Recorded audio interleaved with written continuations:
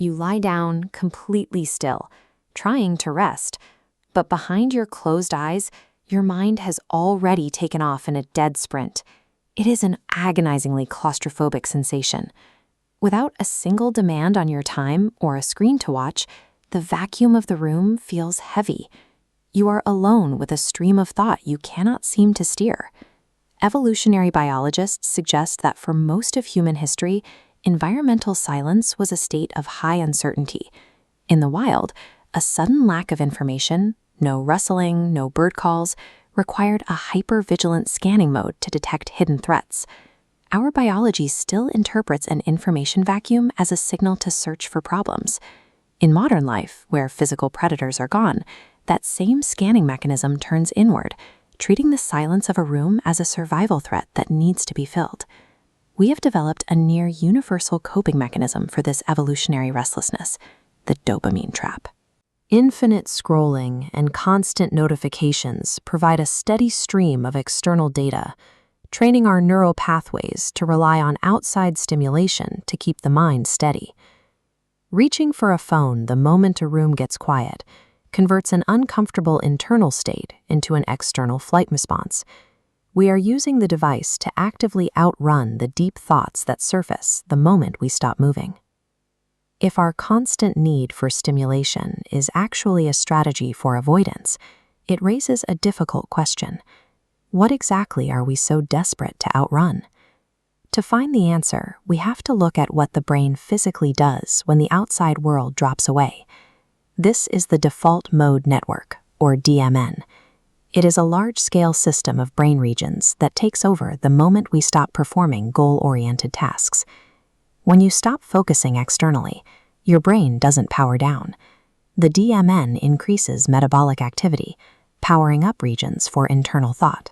This network facilitates mental time travel, ruminating on past mistakes, replaying old conversations, and branching forward into anxious projections of future challenges.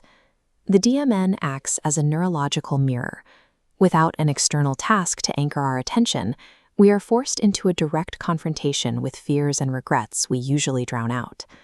At the University of Virginia, psychologist Timothy Wilson designed a series of studies to measure just how much we struggle with this unguided mental state. Subjects were placed in a bare room for up to 15 minutes, with no phones, with no books, and no distractions.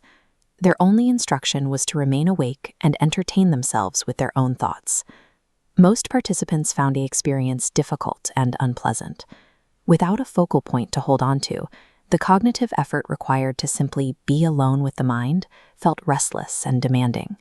In the next phase, the researchers introduced a button that participants could press to give themselves a painful electric shock. Before the timer started, everyone had already felt the shock and said they would pay money to avoid it again. Despite their previous claims, the data was staggering. 67% of the men and 25% of the women chose to shock themselves rather than sit in silence. One man even pressed the button 190 times. These results suggest that the untutored mind finds unstructured silence so aversive that it will opt for physical pain as a form of relief. The difficulty of sitting still reveals that comfort within our own minds is a cultivated skill. Inward attention is an automatic biological reflex, but finding ease in that space depends on having a sense of direction. The default mode network is the engine of our most sophisticated cognition. It's where we generate creative insights, develop empathy for others, and build a sense of identity. We can learn to inhabit this network by providing the mind with light scaffolding. Simple structures like focusing on a rhythmic breath, walking, or journaling give the attention a resting place without shutting down the brain's internal roaming. This minimal support prevents the mind from dissolving into a loop of anxiety. It allows the default mode network to wander safely, turning a restless void into a productive, imaginative space. The quiet we are so frequently trying to escape is the only environment where we can actually process our lives.